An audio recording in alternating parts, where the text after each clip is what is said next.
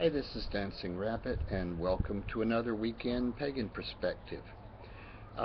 This week's question has to do with clothing and altars.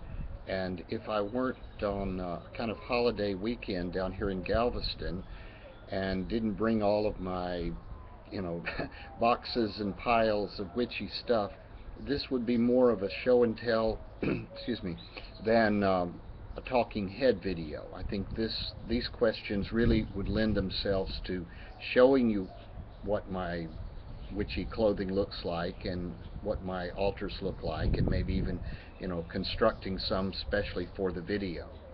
But didn't bring any of that stuff. So clothing, as sort of a kitchen witch, folk magician type person, um, I usually do ritual in street clothes. Now, I might put on some black slacks and black t-shirt or something because, I don't know, to me, black is a kind of a witchy color. And but normally I do ritual, whether it's casting a simple spell or doing one of the Sabbaths or a full moon esbat. I usually just wear street clothes. I suspect that in ancient times, most of the common folk didn't have um, that many clothes, and they didn't have, robes and jewelry and all this, special stuff to put on when they did some kind of festival. So that's my justification. I do have, excuse me, I do have a full-length hooded black robe, which I wear for more formal occasions, sometimes at group rituals. If most everyone else is wearing robes, that's what I'll wear. As far as skyclad, I have done some solo sky skyclad rituals, and also at Council for the Magical Arts. It's basically a clothing optional area, and some of the adults go nude all day long. That's kind of their thing. I don't, but I have done some nighttime rituals, more or less skyclad. The idea that it makes you freer, or that somehow the magic can't penetrate clothing. Um, I think those are matters of opinion. They're, not a matter of fact. So I guess what I'm saying is I do a lot of different things, and I think variety is good. And whatever works for you, whatever you're able to do in your situation. I mean, if you don't have a robe, don't feel bad about not wearing one. If you don't have the privacy to do a skyclad ritual, then wear regular clothes. It'll work just fine. Okay, altars. Um, to me, an altar is basically a flat working surface. It's where you're going to put your tools, your other things, candles, incense, the other things that you're going to use in your ritual. I mean, you have to put them somewhere if you're going to use them. It's perfectly valid to do a ritual without an altar or without any stuff. Scott Cunningham has a really fine ritual. I think he calls it Ritual of the Standing Stones, toward the back of Wicca for the Solitary Practitioner, in which the person doing the ritual sits in a quiet place and basically visualizes everything. Four trilithons and green and red and blue and yellow smoke coming out of them, and the whole thing. It's all a visualization, a mental ritual.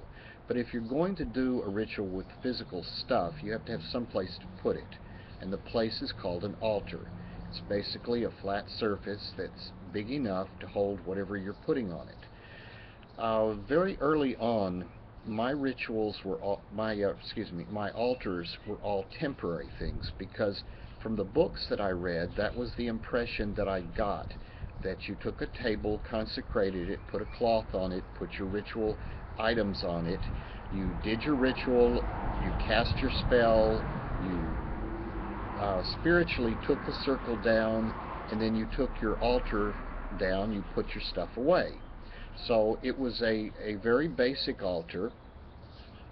Later, I began noticing that some people were putting up more or less permanent altars that were more like shrines.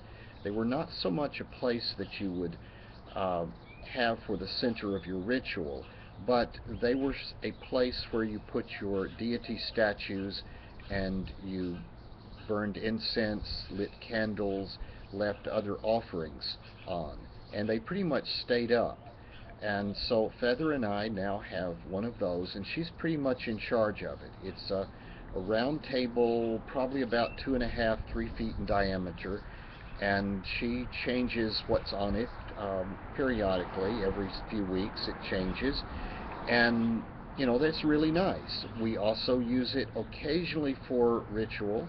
We have another round altar table in the backyard. It's basically some sort of folding um, outdoor furniture type table.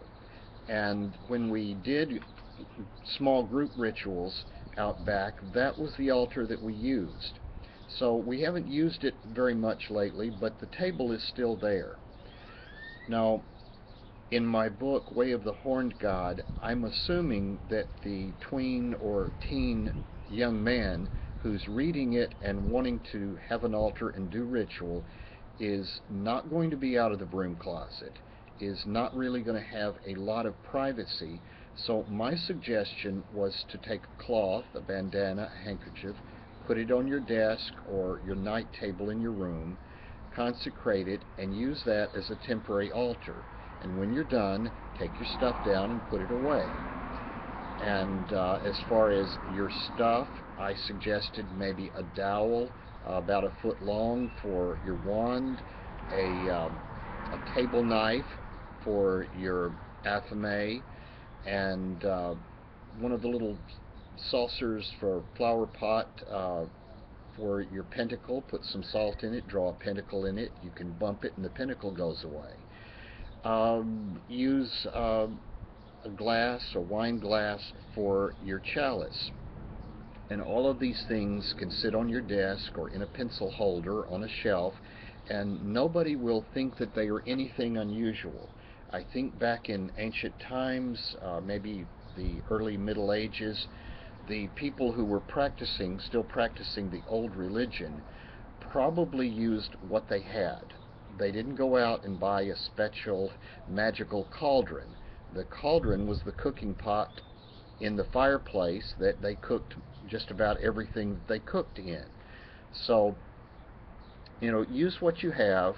Don't feel bad that you don't have some official something, because I really think that designing it yourself and using what you have may actually give it more power and energy than some official tool that you bought from a witchy store. Okay, that's about all I've got to say about that. It's a nice cloudy cool day here, and we're headed to the beach. So next week is subs week, and week after that I'll see you back here on Pagan Perspective. Bye bye.